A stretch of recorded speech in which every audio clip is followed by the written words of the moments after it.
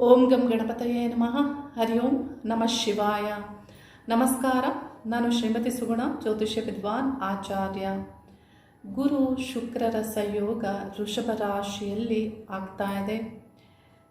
ಶುಕ್ರಗ್ರಹನು ಮೇ ಮಾಸದ 19ನೇ ದಿನಾಂಕದಂದು ವೃಷಭ ರಾಶಿಗೆ ಪ್ರವೇಶ ಮಾಡಿ ವೃಷಭ ರಾಶಿಯಲ್ಲಿ ಜೂನ್ ಮಾಸದ 12ನೇ ದಿನಾಂಕದವರೆಗೂ ಸಂಚರಿಸಲಿದ್ದು, ಈಗಾಗಲೇ ಗುರುಗ್ರಹ ಆ ರಾಶಿಯಲ್ಲಿ ಸಂಚರಿಸೋದ್ರಿಂದ ಎರಡೂ ಗ್ರಹಗಳ ಸಂಯೋಗ ಆಗಲಿದೆ. ಏಪ್ರಿಲ್ ಮಾಸದಲ್ಲಿ ಶುಕ್ರ ಗುರುಗ್ರಹಗಳು ಮೇಷರಾಶಿಯಲ್ಲಿ ಒಂದೇ ರಾಶಿಯಲ್ಲಿ ಸಂಚರಿಸಿದ್ರೂ ಎಕ್ಸಾಕ್ಟ್ ಕಂಜಂಕ್ಷನ್ ಆಗಿರಲಿಲ್ಲ. ಏಕೆಂದರೆ ಮೇಷರಾಶಿಯನ್ನು ಶುಕ್ರಗ್ರಹ ಪ್ರವೇಶಿಸುವಾಗ, ಶುಕ್ರ 0 ಡಿಗ್ರಿ ಪ್ರವೇಶಿಸುವಾಗ ಗುರುಗ್ರಹವು 29ನೇ ಡಿಗ್ರಿಗೆ ರೀಚ್ ಆಗಿದ್ದರು. ಡಿಗ್ರಿಯಲ್ಲಿ ಅಂತರ ಇರೋದ್ರಿಂದ ಈ ಎರಡೂ ಗ್ರಹಗಳ ಕಂಜಂಕ್ಷನ್ ಮೇಷರಾಶಿಯಲ್ಲಿ ಆಗಲಿಲ್ಲ. ವೃಷಭ ರಾಶಿಗೆ ಮೇ ಮಾಸದ 1ನೇ ದಿನಾಂಕದಿಂದ ಗುರುಗ್ರಹ ಪ್ರವೇಶ ಆಗಿ ಅಲ್ಲಿ ಸಂಚರಿಸ್ತಾರೆ 1 ವರ್ಷಗಳ ಕಾಲ. ವೃಷಭ ರಾಶಿ ಶುಕ್ರನಿಗೆ ಸ್ವಕ್ಷೇತ್ರವಾಗಿದ್ದು, ಆ ರಾಶಿಗೆ ಶುಕ್ರಗ್ರಹ ಮೇ ಮಾಸದ 19ನೇ ದಿನಾಂಕ ಪ್ರವೇಶಿಸ್ತಾರೆ. ಅಲ್ಲಿ ಗುರುಗ್ರಹ ಮೊದಲೇ ಸಂಚರಿಸ್ತಾ ಇರ್ತಾರೆ. ಈ ಎರಡೂ ಗ್ರಹಗಳ ಎಕ್ಸಾಕ್ಟ್ ಕಂಜಂಕ್ಷನ್ ಆಗುತ್ತೆ ವೃಷಭ ರಾಶಿಯಲ್ಲಿ. ಅಂದರೆ 22, 23ನೇ ದಿನಾಂಕ ಮೇ ಮಾಸದಲ್ಲಿ ಈ ಎರಡೂ ಗ್ರಹಗಳು 4, 5 ಡಿಗ್ರಿಯಲ್ಲಿ ಸಂಚರಿಸ್ತಾರೆ. ಅಂದರೆ ಒಂದೇ ಡಿಗ್ರಿಯಲ್ಲಿ ಸಂಚರಿಸ್ತಾರೆ. ಈ ಎರಡೂ ಗ್ರಹಗಳ ಕಂಜಂಕ್ಷನ್ ನಮಗೆಲ್ಲ ತಿಳಿದಿದೆ. ಗುರುಗ್ರಹವು ದೇವತೆಗಳ ಗುರು, ಶುಕ್ರಗ್ರಹವು ದೈತ್ಯರ ಗುರು. ಈ ಎರಡೂ ಗ್ರಹಗಳು ಮುಖಾಮುಖಿ ಆಗ್ತಾರೆ ವೃಷಭ ರಾಶಿಯಲ್ಲಿ. ಗುರುಗ್ರಹವು ನಾವು ನೋಡಿರಬಹುದು, ಒಬ್ಬ ರಾಜಕೀಯದಲ್ಲಿರುವಂತಹ ವ್ಯಕ್ತಿಯು, ಮಂತ್ರಿಯು, ರಾಜನು ಗುರುವಿಗೆ ಗೌರವವನ್ನು ನೀಡ್ತಾರೆ. ರಾಜ ಮರ್ಯಾದೆಯನ್ನು ಪಡೆದುಕೊಳ್ಳುವಂತಹ, ಗೌರವವನ್ನು ನೀಡುವಂತಹ ಗ್ರಹವೇ ಗುರುಗ್ರಹ. ಶುಕ್ರಗ್ರಹ ರಾಜಸಗ್ರಹವಾಗಿದ್ದು, ರಾಜ್ಯ ಎಲ್ಲಿ ಏನೇನು ನಡೆಯುತ್ತೆ, ಉತ್ತಮವಾದದ್ದು ಏನು ನಡೆಯುತ್ತೆ, ಎಲ್ಲ ಕಾರ್ಯಗಳಲ್ಲಿಯೂ, ಯಾವುದೇ ಒಂದು ಸಮಾರಂಭದಲ್ಲಿಯೂ ಗೌರವದಲ್ಲಿ ವಿರಾಜಿಸುವಂತಹ ಗ್ರಹವೇ ಶುಕ್ರಗ್ರಹ. ಎರಡೂ ಗ್ರಹಗಳು ಶುಭ ಗ್ರಹಗಳು. ಗುರುಗ್ರಹ ಗಜ ಸಂಪತ್ತನ್ನು ನೀಡುವ ಗ್ರಹ, ಶಿಕ್ಷಣ, ವಿದ್ಯೆ, ಬುದ್ಧಿಯನ್ನು ನೀಡುವಂತಹ ಗ್ರಹ. ಶುಕ್ರಗ್ರಹ ಸುಖ, ಭೋಗ, ಭಾಗ್ಯಗಳನ್ನು, ಪ್ರತಿಭೆಯನ್ನು ನೀಡುವಂತಹ ಗ್ರಹ. ಈ ಎರಡೂ ಗ್ರಹಗಳ ಮುಖಾಮುಖಿ ವೃಷಭ ರಾಶಿಯಲ್ಲಿ ಆಗ್ತಾ ಇದೆ. ನಾವು ಯಾರದೇ ಜಾತಕವನ್ನು ನೋಡುವಾಗ ಗುರು ಶುಕ್ರರು ಒಂದೇ ರಾಶಿಯಲ್ಲಿ ಸಂಚರಿಸ್ತಾ ಇದ್ದರೆ ಅಥವಾ ಜನ್ಮಲಗ್ನದಲ್ಲಿ ಇದ್ದಾಗ ಆ ಎರಡೂ ಗ್ರಹಗಳ ಪ್ರಭಾವ ಅವರ ಮೇಲೆ ಇರುತ್ತೆ. ಶುಭ ಸ್ಥಾನಾಧಿಪತಿಗಳಾಗಿ ಲಗ್ನದಲ್ಲಿ ಅಥವಾ ಸಪ್ತಮಕ್ಕೆ ಈ ಗ್ರಹಗಳ ಸಂಬಂಧ ಬಂದಾಗ ಅವರ ಮೇಲೆ ಹೆಚ್ಚಿನ ಪ್ರಭಾವ ಇರುತ್ತೆ. ಅವರ ದೈಹಿಕವಾದಂತಹ ಅವರ ಗುಣ ಸ್ವಭಾವದ ಮೇಲೆ ಈ ಗ್ರಹಗಳ ಪ್ರಭಾವ ಇರುತ್ತೆ.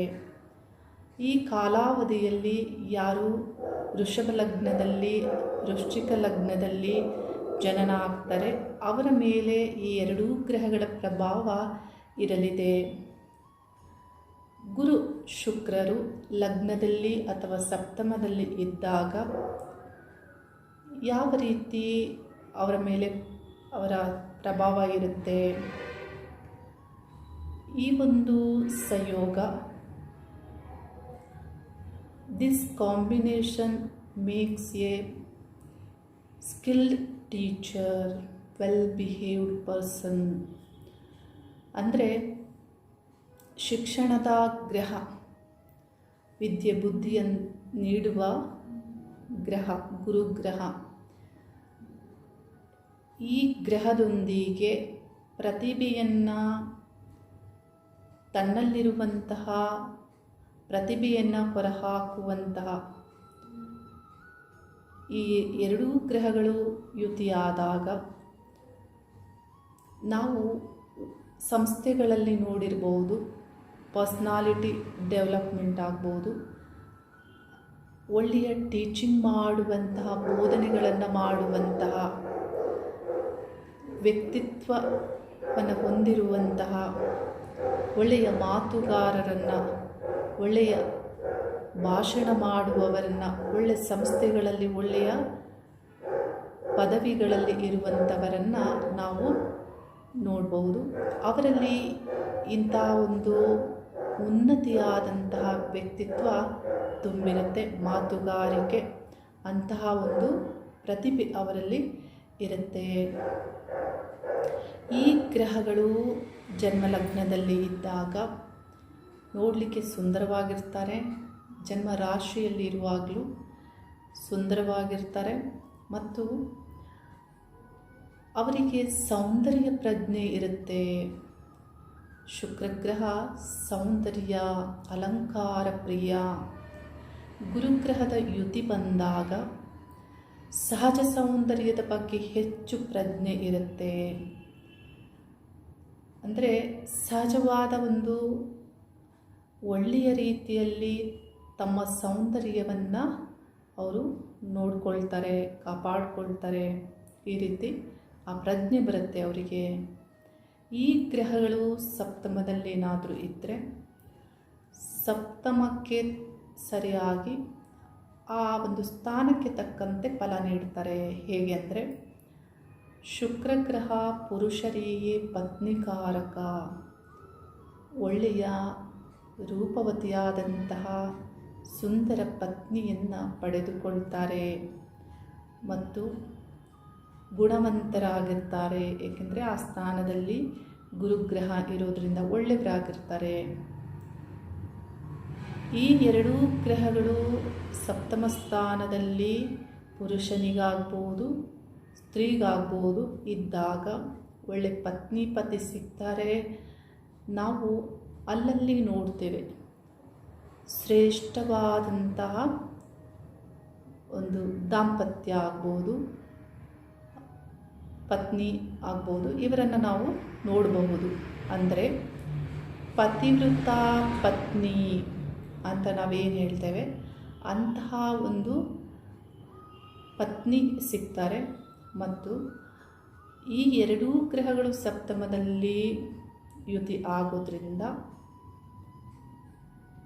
ಪೂಜಾ ಆಧ್ಯಾತ್ಮದಲ್ಲಿ ಬಹಳಷ್ಟು ಆಸಕ್ತಿಯನ್ನು ಹೊಂದಿದ್ದು ಒಳ್ಳೆ ನಡತೆಯಿಂದ ಅವರು ಇರ್ತಾರೆ. ಈ ಗ್ರಹಗಳ ಪ್ರಭಾವ ಹಾಗಿರುತ್ತೆ. ಯಾವ ಸ್ಥಾನದಲ್ಲಿ ಈ ಗ್ರಹಗಳು ಯುತಿ ಆಗ್ತಾರೆ ಆ ಸ್ಥಾನಕ್ಕೆ ತಕ್ಕಂತೆ, ಯಾವ ಸ್ಥಾನಾಧಿಪತಿಗಳಾಗಿರ್ತಾರೆ ಆ ಸ್ಥಾನಕ್ಕೆ ತಕ್ಕಂತೆ ಫಲವನ್ನು ನೀಡ್ತಾರೆ. ಈ ಗ್ರಹಗಳು ಯುತಿ ಆದಾಗ, ಕಂಜಕ್ಷನ್ ಆದಾಗ ನಾವು ಕೇಳಿದ್ದೇವೆ ಗಜಲಕ್ಷ್ಮಿ ಯೋಗ, ಕುಬೇರ ಯೋಗ ಅನ್ನೋದನ್ನು ನಾವು ಅಲ್ಲಲ್ಲಿ ಓದ್ತಾ ಇರ್ತೀವಿ, ಕೇಳ್ತಾ ಇರ್ತೀವಿ, ಹೀಗೆ ಹೇಳ್ತಾ ಇರ್ತಾರೆ. ಅಂಥ ಒಂದು ಕಂಜಕ್ಷನ್ ಆದಾಗ ಈ ಗ್ರಹಗಳಲ್ಲಿ ಇಂತಹ ಒಂದು ಫಲ ನಿರ್ಮಾಣ ಆಗುತ್ತೆ. 12 ರಾಶಿಗಳ ಮೇಲೆಯೂ ಈ ಸಂಯೋಗದ ಪ್ರಭಾವ ಇರಲಿದೆ. ವೃಷಭ ರಾಶಿಗೆ ಗುರುಗ್ರಹವು 12 ವರ್ಷಗಳಿಗೊಮ್ಮೆ ಅಲ್ಲಿ ಪ್ರವೇಶ ಆಗ್ತಾರೆ, ಅಲ್ಲಿ ಸಂಚರಿಸ್ತಾರೆ. ಅಂದರೆ ಗುರು ಶುಕ್ರರ ಸಂಯೋಗ ವೃಷಭ ರಾಶಿಯಲ್ಲಿ 12 ವರ್ಷಗಳಿಗೆ ಒಂದು ಬಾರಿ ಆಗುತ್ತೆ. ಈ ಸಂಯೋಗದಿಂದ ಕೆಲವು ರಾಶಿಯವರಿಗೆ ಅತ್ಯಂತ ಶುಭ ಫಲವಿರುತ್ತೆ, ಕೆಲವು ರಾಶಿಯವರಿಗೆ ಅಷ್ಟು ಶುಭ ಇರೋದಿಲ್ಲ. ಮೇಷರಾಶಿಯವರಿಗೆ ದ್ವಿತೀಯ ಸ್ಥಾನದಲ್ಲಿ ಈ ಗ್ರಹಗಳ ಸಂಯೋಗ ಆಗ್ತಾ ಇರೋದ್ರಿಂದ ಮೇಷರಾಶಿಯವರಿಗೆ ಶುಕ್ರನು ಸಪ್ತಮಾಧಿಪತಿ ಮತ್ತು ಧನಸ್ಥಾನಾಧಿಪತಿ. ಧನಸ್ಥಾನದಲ್ಲೇ ಸಂಚರಿಸುವಾಗ ಧನಯೋಗ, ಅಂದರೆ ಧನ ಸಂಗ್ರಹಣಾ ಶಕ್ತಿ, ಆದಾಯ ವೃದ್ಧಿಯಾಗುತ್ತೆ. ಹಣವನ್ನು ಸಂಗ್ರಹ ಮಾಡ್ತೀರ, ಆದಾಯವನ್ನು ವೃದ್ಧಿ ಮಾಡಿಕೊಳ್ಳುವಂತಹ ಮಾರ್ಗ ನಿಮಗೆ ಸಿಗುತ್ತೆ. ಭಾಗ್ಯಾಧಿಪತಿಯೂ ಆದಂತಹ ಗುರುಗ್ರಹ ವ್ಯಯಾಧಿಪತಿಯೂ ಆಗಿರೋದ್ರಿಂದ ನಿಮ್ಮ ಕೆಲಸ ಕಾರ್ಯಗಳು ಮುಂದುವರೆದ್ರು. ವ್ಯಯಾಧಿಪತಿ ಆಗಿರೋದ್ರಿಂದ ಆ ಸ್ಥಾನದಲ್ಲಿ ಖರ್ಚುಗಳು ಮತ್ತು ವೆಚ್ಚವನ್ನು ಮಾಡ್ತೀರಾ. ನಿಮ್ಮ ರಾಶ್ಯಾಧಿಪತಿ ಈಗಾಗಲೇ 12ನೇ ಸ್ಥಾನದಲ್ಲಿ ಇರೋದ್ರಿಂದ ಆರೋಗ್ಯದ ಬಗ್ಗೆ ಹೆಚ್ಚು ಜಾಗೃತಿಯನ್ನು ತೆಗೆದುಕೊಳ್ಬೇಕಾಗಿದೆ. ಮೇಷರಾಶಿಯವರು ರಾಶ್ಯಾಧಿಪತಿಯಾದಂತಹ ಕುಜಗ್ರಹ 12ನೇ ಸ್ಥಾನದಲ್ಲಿ ರಾಹು ಗ್ರಹದೊಂದಿಗೆ ಸಂಚರಿಸೋದ್ರಿಂದ ನಿಮ್ಮ ಆರೋಗ್ಯದಲ್ಲಿ ನಿಮ್ಮ ಮೇಲೆ ನೀವು ಜಾಗೃತಿ ತೆಗೆದುಕೊಳ್ಬೇಕು.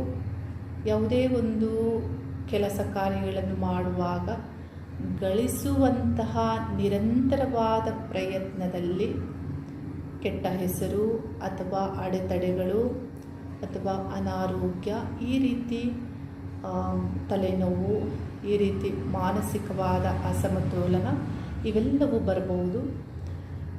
ಆರೋಗ್ಯದ ಬಗ್ಗೆ ಜಾಗೃತಿಯನ್ನು ತೆಗೆದುಕೊಳ್ಬೇಕು ಮೇಷರಾಶಿಯವರು.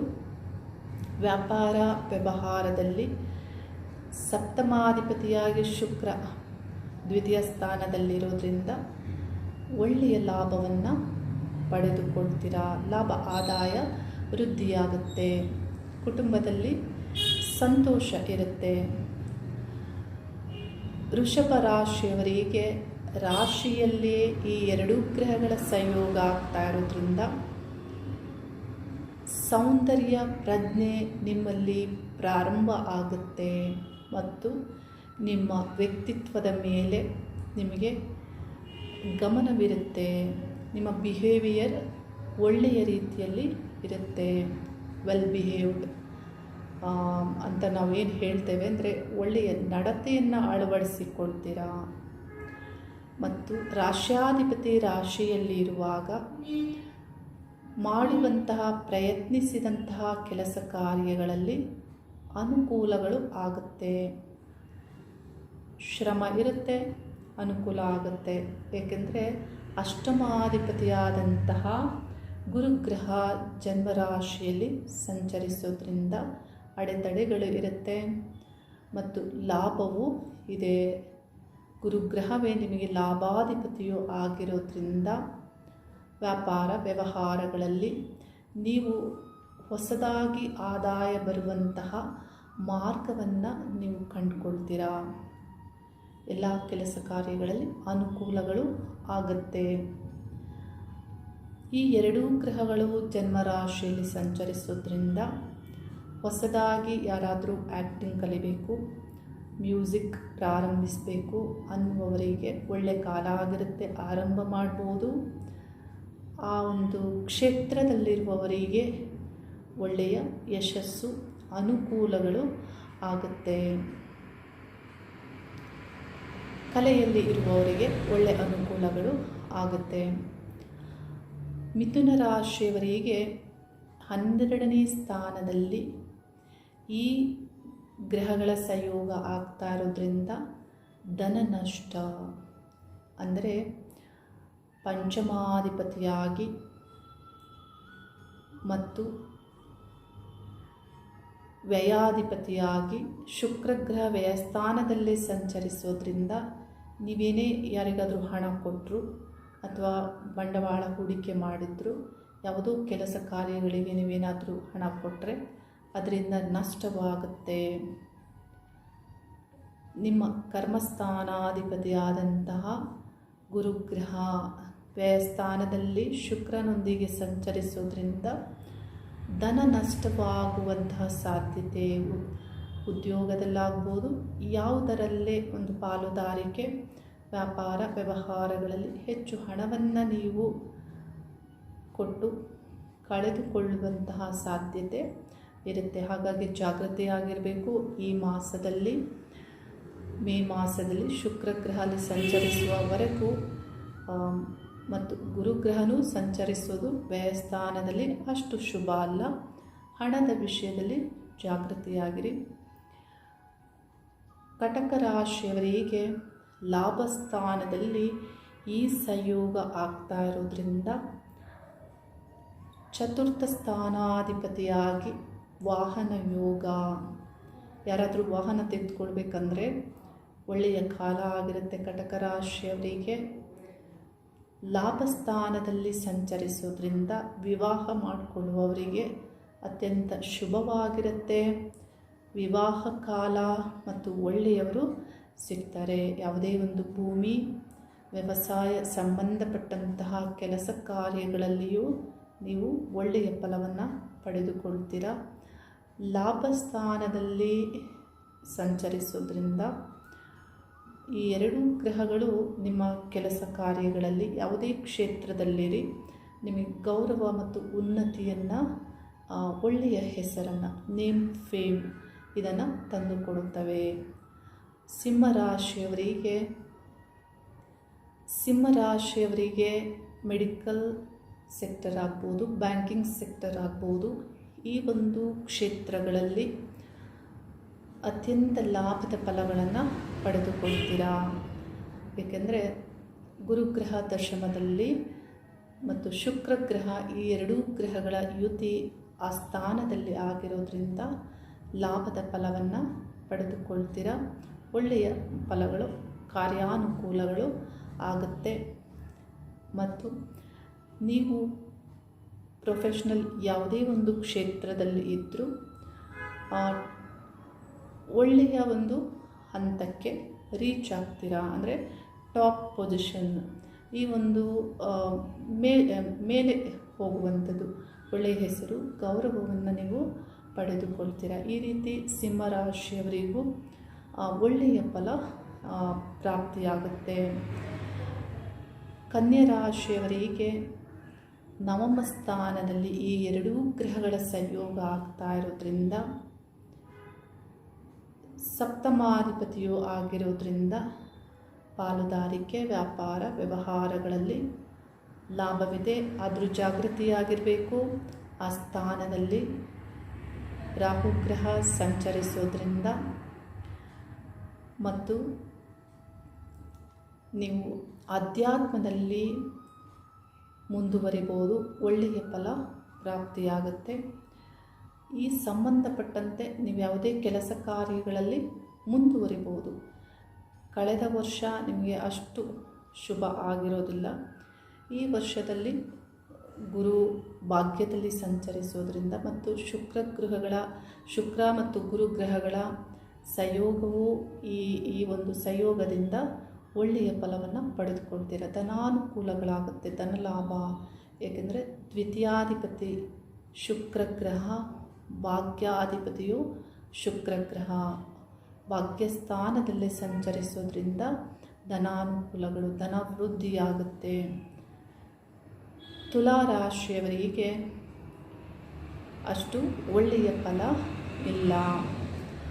ತುಲಾರಾಶಿಯವರಿಗೆ ರಾಶ್ಯಾಧಿಪತಿ ಅಷ್ಟಮ ಸ್ಥಾನದಲ್ಲಿ ಗುರು ಮತ್ತು ಶುಕ್ರ ಗ್ರಹಗಳ ಸಂಯೋಗ ಆಗ್ತಾ ಇರೋದ್ರಿಂದ ಅಷ್ಟು ಶುಭ ಅಲ್ಲ. ಗುರುಗ್ರಹ ತೃತೀಯಾಧಿಪತಿ ಮತ್ತು ಷಷ್ಠಾಧಿಪತಿಯೂ ಆಗಿರೋದ್ರಿಂದ ತುಂಬ ಪ್ರೀತಿಸುವವರಿಂದ, ಕುಟುಂಬದವರು, ಸ್ನೇಹಿತರು ಯಾರೇ ಆಗ್ಬೋದು, ಅವರಿಂದ ನೀವು ಅಂದುಕೊಳ್ಳದ ಒಂದು ರಿಸಲ್ಟನ್ನು ನೀವು ನೋಡಬೇಕಾಗತ್ತೆ. ಅಂದರೆ ಅನ್ಫಾರ್ಚುನೇಟ್ ರಿಸಲ್ಟ್ ಅಂತ ನಾವೇನು ಹೇಳ್ತೀವಿ, ಆ ರೀತಿ ನಿರಾಶೆ, ಹಿನ್ನಡೆ ಆಗುತ್ತೆ. ಯಾವುದೇ ಕೆಲಸ ಕಾರ್ಯಗಳಲ್ಲೂ ನಿರಾಶೆ ಆಗುತ್ತೆ. ಹಾಗಾಗಿ ಈ ಮಾಸದಲ್ಲಿ ಮತ್ತು ಈ ಗ್ರಹಗಳ ಸಂಯೋಗವು ಅಷ್ಟು ಶುಭ ಅಲ್ಲ. ಅಂದರೆ ಯಾವುದಾದ್ರೂ ಅನಾರೋಗ್ಯಗಳು ಬರುವಂತಹ ಸಾಧ್ಯತೆ ತುಲಾರಾಶಿಯವರಿಗೆ ಇದೆ. ಆರೋಗ್ಯದ ಬಗ್ಗೆ ಹೆಚ್ಚು ಗಮನವನ್ನು ನೀವು ತೆಗೆದುಕೊಳ್ಬೇಕಾಗುತ್ತೆ. ರಾಶ್ಯಾಧಿಪತಿ ಅಷ್ಟಮದಲ್ಲಿ ಇರೋದ್ರಿಂದ ಮುಖ್ಯ ಕೆಲಸ ಕಾರ್ಯಗಳು ಏನೇ ಇದ್ದರೂ ಹಿನ್ನಡೆ ಆಗುತ್ತೆ.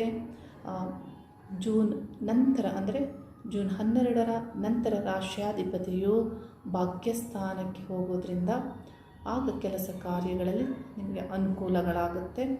ಈ ಒಂದು ಕಾಂಬಿನೇಷನ್ ತುಲಾರಾಶಿಯವರಿಗೆ ಅಶುಭವನ್ನು ನೀಡುತ್ತೆ. ವೃಶ್ಚಿಕ ರಾಶಿಯವರಿಗೆ ಒಳ್ಳೆಯ ಫಲ.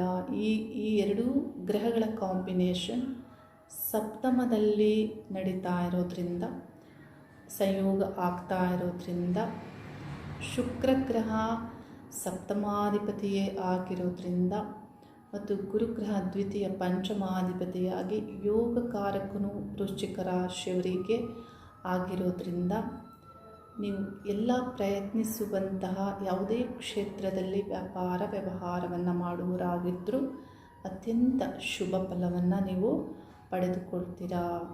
ಅಂದರೆ ನಿಮ್ಮ ಜೀವನದಲ್ಲಿ ನೀವೇನೇ ಮಾಡಿದರೂ, ಏನೇ ಕಾರ್ಯಗಳನ್ನು ಮಾಡಿದರೂ ನಿಮಗೆ ಆನಂದಕರವಾಗಿರುತ್ತೆ. ಅಂದರೆ ನೆಮ್ಮದಿ ಸಿಗುತ್ತೆ. ಗುರುಗ್ರಹವು ನಿಮಗೆ ಕೋನಾಧಿಪತಿಯಾಗಿ, ಶುಕ್ರಗ್ರಹ ಸಪ್ತಮಾಧಿಪತಿ, ಅಂದರೆ ಕೋನ ಮತ್ತು ಕೇಂದ್ರಾಧಿಪತಿಗಳು, ಈ ಎರಡೂ ಗ್ರಹಗಳು ಯುತಿ ಆಗಿರೋದ್ರಿಂದ ಅತ್ಯಂತ ಶುಭ ಫಲವನ್ನು ವೃಶ್ಚಿಕ ರಾಶಿಯವರು ಪಡೆದುಕೊಳ್ತೀರ. ಅಂದರೆ ಇದರ ಒಂದು ರಿಸಲ್ಟ್ ಹೇಗಿರುತ್ತೆ ಅಂದರೆ ಸ್ಯಾಟಿಸ್ಫ್ಯಾಕ್ಷನ್ ಇರುತ್ತೆ. ಯಾವುದೇ ಒಂದು ಕೆಲಸ ಕಾರ್ಯಗಳಲ್ಲಿ ಒಳ್ಳೆಯ ಫಲವನ್ನು ಪಡೆದುಕೊಳ್ತೀರ. ನೀವು ಮದುವೆಗೆ ಮ್ಯಾರೇಜ್ ಮಾಡ್ಕೋಬೇಕು ಅನ್ನುವಂತಿದ್ದರೂ ಒಳ್ಳೆಯ ಕಾಲ ಆಗಿರುತ್ತೆ ಮತ್ತು ಒಳ್ಳೆಯ ಪತಿ ಅಥವಾ ಪತ್ನಿ ಸಿಗ್ತಾರೆ. ಎಲ್ಲ ಕೆಲಸ ಕಾರ್ಯಗಳಲ್ಲಿ ಮುಂದುವರಿಬೋದು. ಧನಸ್ಸು ರಾಶಿಯವರಿಗೆ ಕುಟುಂಬದಲ್ಲಿ ಅಷ್ಟು ನೆಮ್ಮದಿ ಇರೋದಿಲ್ಲ. ಯಾಕೋ ಒಂದು ರೀತಿಯ ಬೇಜಾರು ಇರುತ್ತೆ, ಮಿಸ್ಅಂಡರ್ಸ್ಟ್ಯಾಂಡಿಂಗ್ ಆಗುತ್ತೆ. ಯಾವುದೇ ಒಂದು ಗೃಹದಲ್ಲಿ ಸಮಸ್ಯೆಗಳಿದ್ದರೂ ಅಷ್ಟು ಶುಭ ಇರೋದಿಲ್ಲ. ಏನೋ ಒಂದು ನಿಮ್ಮಲ್ಲಿ ಭಿನ್ನಾಭಿಪ್ರಾಯಗಳಿರುತ್ತೆ, ಕಲಹಗಳು ಆಗ್ಬೋದು ಗೃಹದಲ್ಲಿ. ನಿಮಗೆ ಅಷ್ಟು ಶುಭ ಅಲ್ಲ. ಧನದ ವಿಷಯದಲ್ಲಿ, ಧನಾನುಕೂಲ ಕೆಲಸ ಕಾರ್ಯಗಳ ವಿಷಯದಲ್ಲಿಯೂ ಧನಸ್ಸು ರಾಶಿಯವರಿಗೆ ಶುಭ ಅಲ್ಲ. ಮಕರ ರಾಶಿಯವರಿಗೆ ಪಂಚಮ ಸ್ಥಾನದಲ್ಲಿ ಈ ಎರಡೂ ಗ್ರಹಗಳ ಸಂಯೋಗ ಆಗ್ತಾ ಇದೆ. ಯಾವುದೇ ಒಂದು ವಿದ್ಯಾಭ್ಯಾಸ, ಹೈಯರ್ ಸ್ಟಡೀಸ್ಗೆ ಒಳ್ಳೆಯ ಕಾಲ ಆಗಿರುತ್ತೆ. ಅಂದರೆ ನಿಮ್ಮಲ್ಲಿರುವಂತಹ ಪ್ರತಿಭೆ ಹೊರಹಾಕಲು ಒಳ್ಳೆಯ ಕಾಲ ಆಗಿರುತ್ತೆ.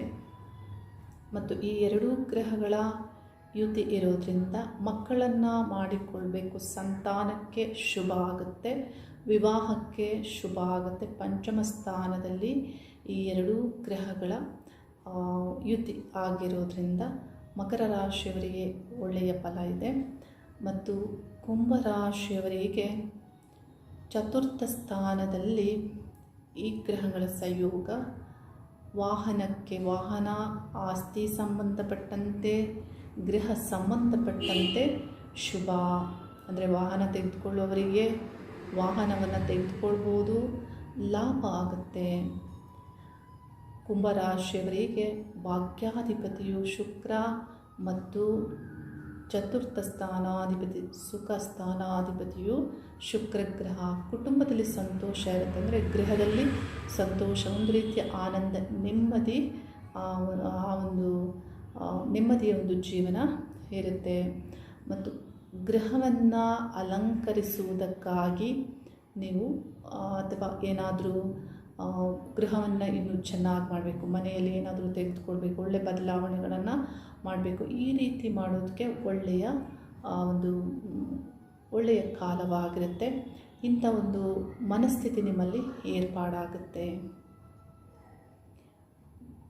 ಮೀನರಾಶಿಯವರಿಗೆ ಮೀನರಾಶ್ಯಾಧಿಪತಿಯು ತೃತೀಯ ಸ್ಥಾನದಲ್ಲಿ ಇರೋದ್ರಿಂದ, ತೃತೀಯ ಸ್ಥಾನದಲ್ಲಿ ರಾಶ್ಯಾಧಿಪತಿಯು ಅಂದರೆ ತೃತೀಯ ಸ್ಥಾನಾಧಿಪತಿಯೊಂದಿಗೆ ಇರೋದ್ರಿಂದ ನಿಮ್ಮ ಯಂಗರ್ ಬ್ರದರ್ ಅಂತ ನಾವೇನು ಹೇಳ್ತೀವಿ ಅವರಿಂದ ಸಹಾಯ ಆಗುವಂತಹ ಸಾಧ್ಯತೆ, ಮತ್ತು ನೆರೆಹೊರೆಯ ಅಕ್ಕಪಕ್ಕದವರು ಇವರಿಂದ ಸಹಾಯ ಸಿಗುತ್ತೆ.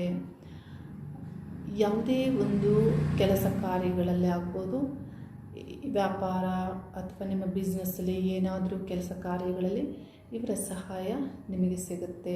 ರಾಶ್ಯಾಧಿಪತಿಯೇ ತೃತೀಯ ಸ್ಥಾನಕ್ಕೆ ಹೋದಾಗ ನ್ಯೂಟ್ರಲ್ ಆಗಿ ಕೆಲಸ ಮಾಡ್ತಾರೆ. ಅಲ್ಲಿ ತೃತೀಯ ಸ್ಥಾನಾಧಿಪತಿಯು ಇರೋದ್ರಿಂದ ನಿಮಗೆ ಮನಸ್ಸಲ್ಲಿ ಧೈರ್ಯ ಹೆಚ್ಚಾಗುತ್ತೆ. ಇದರಿಂದ ನೀವು ಕೆಲಸ ಕಾರ್ಯಗಳಲ್ಲಿ ಏನು ಪ್ರಯತ್ನ ಪಡ್ತೀರಾ, ಆ ಪ್ರಯತ್ನದಲ್ಲಿ ನೀವು ಸಮಸ್ಯೆಗಳಿದ್ದರೂ ಅದನ್ನು ಸಾಲ್ವ್ ಮಾಡ್ಕೊಳ್ತೀರಾ, ಅಂದರೆ ಪರಿಹಾರಗಳಾಗುತ್ತೆ.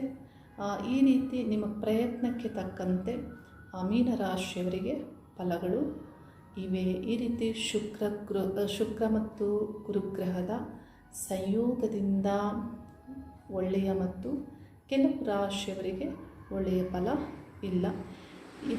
ಈ ಒಂದು ಗ್ರಹಗಳ ಸಂಯೋಗದಿಂದ ಯಾರಿಗೆ ಶುಭ ಆಗುತ್ತೆ, ಯಾರಿಗೆ ಶುಭ ಇಲ್ಲ ಅನ್ನೋದನ್ನು ಸರಿಯಾಗಿ ತಿಳಿದುಕೊಂಡು ನಿಮ್ಮ ಕೆಲಸ ಕಾರ್ಯಗಳನ್ನು ನೀವು ಮುಂದುವರಿಸಬಹುದು. ಶುಕ್ರ ಗುರು ಈ ಎರಡೂ ಗ್ರಹಗಳು ಬ್ರಹ್ಮಾಂಡದಲ್ಲಿ ಬಹಳ ಮುಖ್ಯವಾದ ಗೌರವಯುತವಾದಂತಹ ಒಂದು ಗ್ರಹಗಳಾಗಿವೆ ಮತ್ತು ಶುಭ ಗ್ರಹಗಳಾಗಿವೆ. ಯಾರದೇ ಜಾತಕದಲ್ಲಿ ಅಥವಾ ಬ್ರಹ್ಮಾಂಡದಲ್ಲಿ ಈ ಗ್ರಹಗಳು ಬಹಳ ಮುಖ್ಯವೂ ಆಗಿವೆ. ಹಾಗಾಗಿರೋದ್ರಿಂದ ಈ ಗ್ರಹಗಳ ಸಂಯೋಗ ಪ್ರತಿಯೊಬ್ಬರಿಗೂ ಶುಭವೇ ಆಗಲಿ ಅನ್ನೋದನ್ನು ನಾನು ಶಿವನಾರಾಯಣರಲ್ಲಿ ಪ್ರಾರ್ಥನೆ ಮಾಡುತ್ತಾ ನಿಮಗೆ ಗುರು ಶುಕ್ರರ ಅನುಗ್ರಹ ಇರಲಿ ಅನ್ನೋದನ್ನು ಪ್ರಾರ್ಥನೆ ಮಾಡ್ತಾ ಇದ್ದೀನಿ. ಶುಭವಾಗಲಿ. ಹರಿ ಓಂ ನಮಃ ಶಿವಾಯ.